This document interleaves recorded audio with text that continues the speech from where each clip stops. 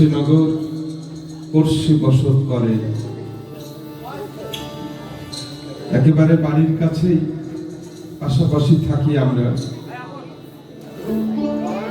কখনো এই মঞ্চ দেখিনি, হয়তো বা আমার মঞ্চ শামীম দেখেননি।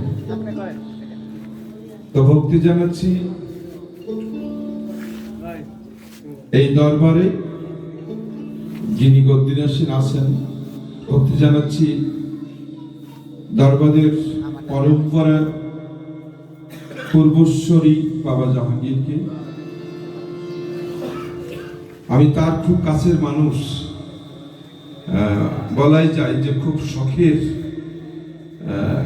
একটা শিল্পী ওই পরিবারের।